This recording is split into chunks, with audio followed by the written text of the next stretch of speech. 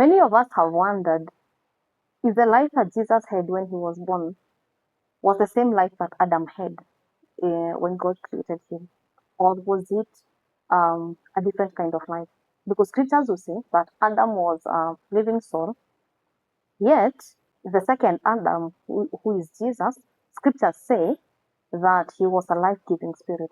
So when did Jesus become a life-giving spirit, or was he born a life-giving spirit? So the answer to that question is that when Jesus was born, he was a living soul. He had to be a living soul if he was to pay for the mistake that Adam made. So that is also to say then that when Jesus was born, he was not in the image and likeness of God. He had to feed from the tree of life to grow into the image and the likeness of God that Adam missed out to grow into, and and fed from the tree of knowledge of evil and good. So today we'll be looking at what was it that really Adam lost, that Jesus had to come carrying the same nature. He had to come as a living soul to be able to take back that which was lost. And the focus of our teaching today will be, what was it that righteousness restores to us? What was it that righteousness restores to us? What was it that in redemption Jesus gave us back? What was that Adam lost that was restored? So our focus will be on what was restored. So in looking at what was restored, as you sit in your own time, or if you took time to do what was our recommendation in our other teaching, that you take time to find out what was it that that Christ paid for, that Christ redemption made available for man. Then today we'll be looking at exactly that. What was it that righteousness restored back to man? So number one, being that righteousness restored to man, was our standing with God was restored. So we'll be looking at both what was lost and how it was restored. We'll be looking at them at the same time, where we are able to do that. And for us to be able to understand how what our standing with God was, and that we are now saying it was restored, then we need to go back to the to Adam. We have to go back to the place where Adam had a standing with God that was lost. So when God created man in Genesis, He created man that was potentially in his class. Potentially in his class. And why am I saying potentially in his class? It is because man needed to grow into becoming the image and the likeness of God. So the man that God created, Adam, was not in the image and the likeness of God. No. He was supposed to grow into the image and the likeness of God. And he was supposed to do that by feeding from the tree of life. And if you are a careful Bible reader, you will notice that God never told man that he cannot eat from the tree of life. The tree of life was among the trees that God told man he can eat from. So it was by his feeding from the tree of life that he was to become the image and the likeness of God. And during the time before man fell, he had a standing with God. So what do we mean that he had a standing with God? He was in a place where he could relate with God from a place of oneness. Even though he had not grown into the image and the likeness of God, the new creation man has been brought into not just being masters over the creation of God, but we have been brought into the God class. And what do I mean by that? That the very life of God dwells in us. Notice in the beginning, when Adam was a living soul, he was not, God was not living in him. That is one of the things, that the advantages that now we get to enjoy. That is why I have said that what we received after, after the death and the resurrection of Jesus, what righteousness gives back to us is more than what Adam lost. Because now righteousness gives us, brings us into the God class, where God dwells in us, where when we speak, it is Him that is speaking. We speak on His behalf. The words, our words in our mouth carry the same power as they carry in His mouth. So whenever it is that we speak, then what we speak is done. Why?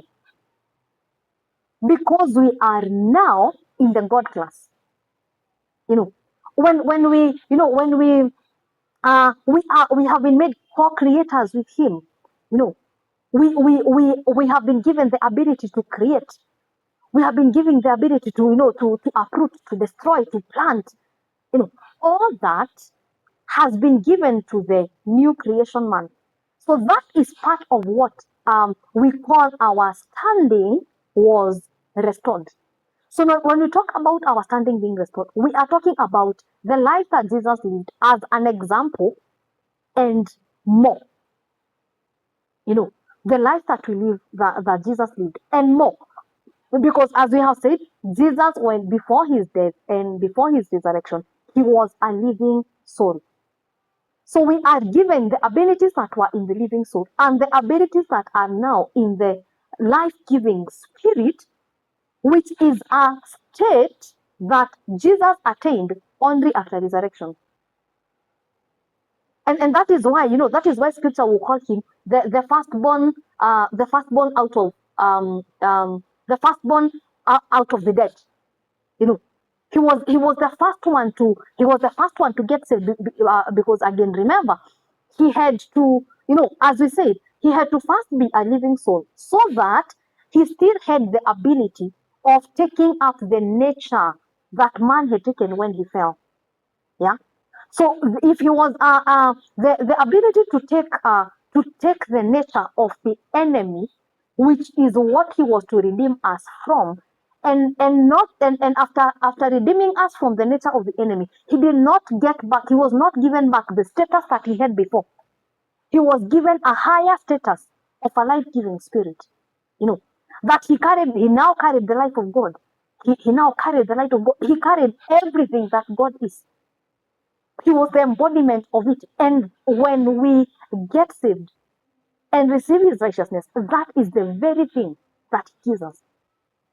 So when we talk about our standing being restored, we are talking about that and much more. We are talking about that and much more. That all the possibilities that are in Jesus. Him as the light of God, we are the light of God. Him as the life of God, we are the life of God. Him as the glory of God, we are. Him as the splendor of God, we are the splendor of God. Him as the wealth of God, we are the wealth of God. Him as the abundance of God, he has made us all that he is. Yeah, he has made us all that he is. So when we talk about our standing, being restored, we are talking about us being restored into the God class. Into the God class. And do not now just assume that now, since we are life-giving spirits, that we automatically begin to live out that life. We have a responsibility of allowing that life. That is why we renew our mind, allowing that life to live from our spirit, because that life, the life-giving spirit is in the ability of a life-giving spirit. It is in our spirits. And so we have a responsibility of renewing our minds so that it can be able to pass out the abilities and the possibilities that are in our spirit, the possibilities that are in Jesus, that are in God, that our soul can have the ability and the capacity to bring those possibilities out, to transform our souls first, then be able to pass those possibilities into creation. So the possibility, for example, the possibility of you being a master over the devil, it is in your spirit. You work it out by, number one, getting knowledge. Meditating on that knowledge, becoming that knowledge. removing that possibility from your spirit and living it out, working it out. Yeah. You are able to live it out. You are able to exercise dominion over, dominion over sicknesses, dominion over the laws of nature, and every dominion over death, and every other thing that that Jesus had dominion over. So number two of the things that were restored to man was fellowship. Fellowship was restored to man. Yeah. So remember, in Genesis, we said that we have to, for what we are learning as what was restored, we have to keep looking back at Adam, where he lost it. So Adam had fellowship with God. God would come and meet Adam in the cool of the day. We read that in Genesis. But after Adam sinned, he was afraid of God. He was afraid of God. Remember, we said in our previous teaching that part of what sin consciousness gives us is fear. Fear for God. We are afraid. It makes men afraid of God. No. And that was first manifested in Adam. That after Adam sinned, he was so conscious of his sin that he was afraid of God. And how do we know that he was afraid of God? Because he went hiding. He was hiding from God. Before that, he had a perfect fellowship with the Father. He would fellowship with God. He would meet God without fear. He would meet God without feeling condemned. He would meet God. He had a perfect fellowship with God. But the moment he sinned, the fellowship that he had with God was broken. The fellowship that he had with God was broken. And so was our fellowship with God broken. At our coming into the earth, our fellowship, we were born into a broken fellowship with God. But once we get born again and we receive the righteousness of God, the new nature, we become new creation, we receive the righteousness of God. Fellowship with the Father is restored. We are able to relate with the Father the way Jesus did. As casually as Jesus would, as you will see in the Gospels, how casually Jesus was relating with God. He was sure that his Father always had him. Are you sure that God always hears you? And why was Jesus so sure that God always had him? Why was Jesus always sure that he had audience with God? It's because he had perfect fellowship with God. And that has been given back to us. But how many times do we take advantage of it? How many times are we praying in doubt? How many times are we, are we dealing with God in doubt? How many times are we dealing with life situations with doubt? As if fellowship with God has not been restored. The way Jesus would commune with the Father, that possibility has been made available for us, that we can commune with the Father as freely as Jesus did, that we can commune, that we can use his name to do that which are the possibilities that are in him, that we can stand in his stead and manifest all that is in him. Yeah. But how many times do we do that? Do we even know that fellowship with God was restored? Yeah. How many times are we struggling in, it's time for prayer, or it's time for you to have fellowship with God, and immediately you sit to commune with God, the very first things that begin to come up in your soul are the mistakes that you've done. Sin consciousness, the issue of sin consciousness. It robs us of fellowship with the Father. Yeah. But our understanding that our fellowship with God has been restored is something we actually can work into becoming conscious of. That you can work on building your consciousness on. I have audience with the Father always. The Father hears me always. And whenever he hears me, he does not just hear me. Whenever he hears me concerning anything that is in accordance with his will, it gets done. That the same authority that his words carry is the same authority that my words carry, that I can speak in his stead. That when I speak, I can create as he is a creator. because I am constantly in communion with him. Jesus illustrated this where we find in scriptures, he will say, I do only that which I see my father do.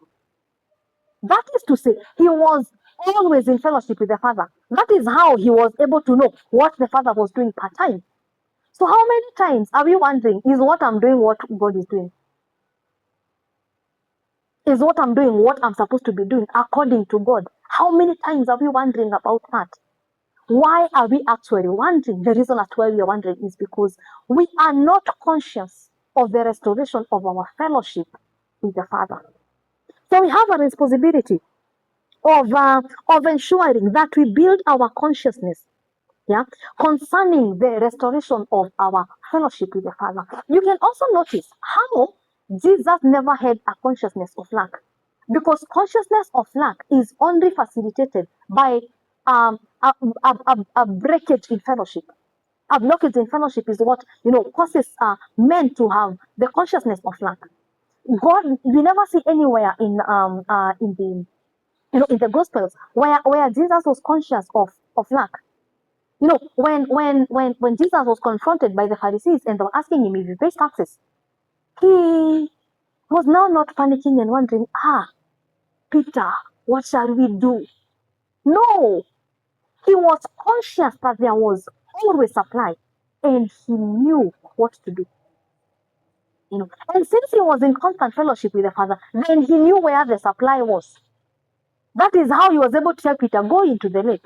And the first fish, not the third fish that you catch, as significant as 3 is, not the seventh fish, but the first fish that you catch.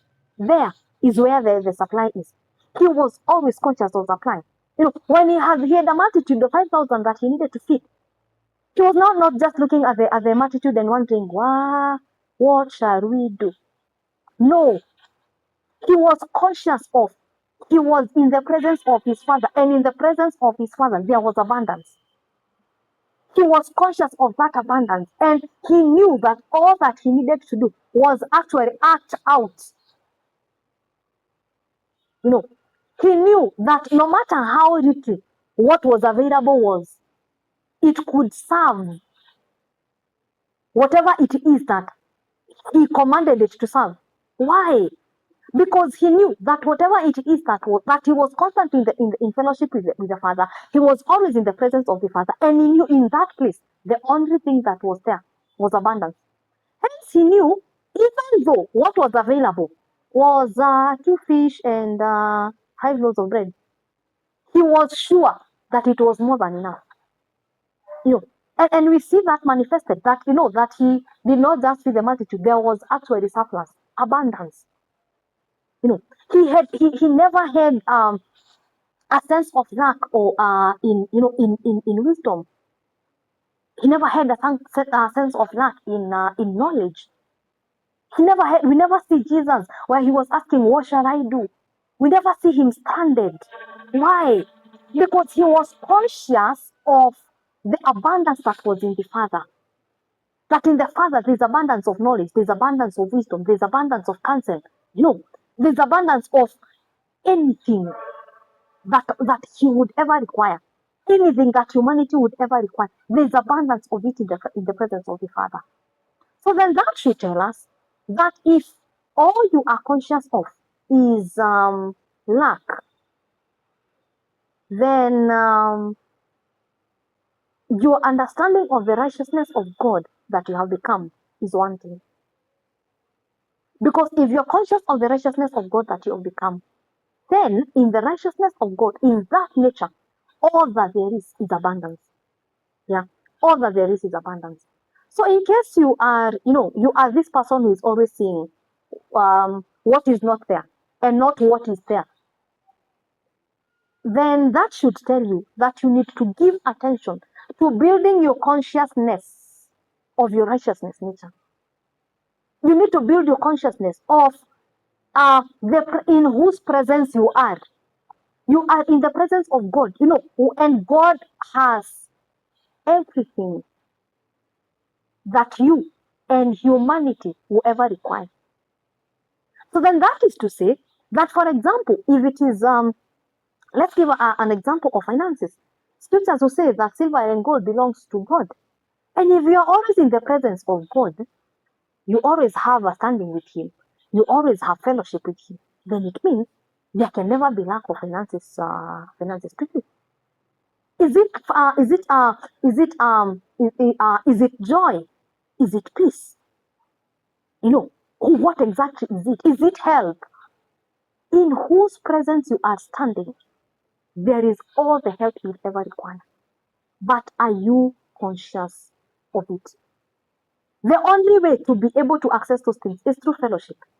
No, it's through, and that fellowship has been restored. So number three thing that has been restored is faith. Faith. Faith is restored. Remember, we said that same conscience makes us it makes us it destroys faith. But then in righteousness, faith is restored. And we are able to live the reality of Galatians 2:20. It is no longer I that live, but Christ that lives in me. I live by the faith of the Son of God. Yeah? Maybe we should read Galatians 2:20, and let's see what exactly it says. Galatians 2:20 says, I am crucified with Christ, nevertheless I live, yet not I, but Christ liveth in me. And the life which I now live in the flesh, I live by the faith of the Son of God who loved me and gave himself for me first. I live by the faith of the Son of God. That is to say, that God does not need you to have a faith of your own. No.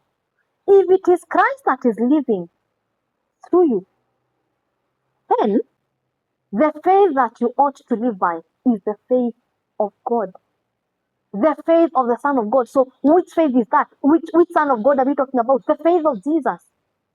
You know, the same faith that Jesus had. If you look at how Jesus lived his life here on earth, you will see how much faith he had in God, how much faith he had in himself, how much faith he actually had in humanity, that he actually could die for it. He had faith in the plan that God had for humanity. He had faith in the assignment that God had given him to do. He had faith in his own ability to actually deliver that assignment. He had faith in the God that had sent him, that he was able to help him, fulfill the assignment that he had sent him to do. Then that is to tell us that if we are allowing Christ to live through us. Remember, in one of our teachings, we said that we are no longer living for Christ. We never were supposed to live for Christ. We were supposed to allow Christ to live through us. So if you are allowing Christ to live through you, then the faith that you ought to operate with is the faith of Christ. Then that is to say that that faith of Christ has the ability to bear anything God says. So no matter how big what God has spoken to you sounds, the faith of God that is at work in you has the ability to carry it. And that faith of God has been restored it has been restored to you. It is for you to become conscious of it and work it out. Take more steps of what it is that God, of what God is instructing you to do. Yeah. Make more statements of what it is God is instructing you to do, knowing that his faith, the faith of his Son, who is living out his life through you, has the ability to carry whatever it is that God says. It has the ability to believe whatever it is that God says. Number 4 thing that has been restored to us is peace. Peace has restored, righteousness has restored, it has restored peace to us. Isaiah 57 verses 20 to 21 says, but the wicked are like troubled sea, for it cannot rest, and its waters cast up mire and dirt. There is no peace, says my God, to the wicked. So that is to say, the people that do not know God do not know peace. The moment fellowship with God, we were cut off from our fellowship with God. we lost peace with God. But the moment we got born again, peace with God was restored. Then that should tell us that if peace with God was restored, then we have no business battling anxiety. We have no business battling the consciousness of want, consciousness of need. We have no business, carrying the burdens of the world, the weights that comes with, maybe sickness, unpaid bills, joblessness. We have no business, sin that is in the world. We have no business carrying those weights. Why? Because we have peace with God. And if we have peace with God, imagine how the peace of God actually looks like. Because at times when we look, we talk about peace. The idea of the peace of God that we at times have is one that is very weird, where we are thinking that peace of having peace with God and having the peace of God means that there will be no chaos in life. Chaos will be there. Actually, the peace of God is manifested more when there's chaos. And how does that actually look like? Let's look at Jesus again. So Jesus is in a boat and a storm arises. And what does Jesus say? He tells the storm, peace be still. Okay. So what exactly is this peace? Is the peace that we talk about or have in our mind, the picture of peace that we have in our mind, the same peace that Jesus was talking about? Is it the same peace that Jesus spoke and it calmed the storm? So do we even understand then what that peace actually looks like? Yeah. Because where peace, the peace of God that that we carry, that we are, is manifested more, is when there is chaos, is when there is storms. It is that peace that we're supposed to release into those situations and calm them. It is when anxiety comes that you speak peace into the anxiety. It is when the winds and storms and and whatever else arises in life that you speak the peace of God and calm them down. Yeah. The peace of God is not just a word, peace. It's not calmness, it's not just stillness. No, it is much more than that. It is the ability of God in us. Yeah. It is the ability of God in us. What else have been restored to us? Sonship. Sonship. Sonship has been restored to us. So when God created Adam, He created him as His son. If you read the genealogy of Jesus, you will find it goes back to Adam, and it says Adam, the son of God. So Adam was a son of God, but immediately when Adam sinned, he stopped being a son of God and became the son of the devil. But now, when Jesus came, when we get born again, our sonship is restored to us. And it is and sonship is not just restored to us, but its privileges also are restored with it. That everything that our Father has belongs to us. Yeah. So sonship is restored to us. Yeah. With all its privileges. That is to say, all the privileges that Jesus had with the Father have been given back to us. Yeah. We now have we can operate as sons of God and not as servants. Yeah. Notice in the old covenant, men related with God as master servant. That was their main relationship, because there was no way they would have become sons of God. But for us, we are first sons. And I think we had talked about this in one of our previous teachings. God calls us sons first before servants. He restores our sonship so that we can be able to serve Him from the fullness of our sonship. He restores our sonship privileges, that we are not dealing with Him as servants, where we are begging for what is already ours. But again, I would ask, do you know that you actually are a son of God. And do you know the privileges that come with you being a son of God? Because if you do, then uh, then you will know that there are things you have no business asking God for, because He already has given them to you as His son. You are His heir. As His son, you are His heir. Meaning all that He has, He actually has given you. It is for you to appropriate it. The understanding of our sonship will take away all the Father give me this, Father give me that prayers that we keep making. Because there is nothing new that God is giving us. He already has given us in everything He will ever give us. It is us to actually appropriate it. So as we come to the conclusion of our teaching today, my question to you will be: do you know the things that have been restored to you by the righteousness of God? Do you know what righteousness has restored to you? Do you know what you have been given in the nature that you carry? The nature of a new creation. Do you know what it is contained in that nature? And are you living it out? God bless you.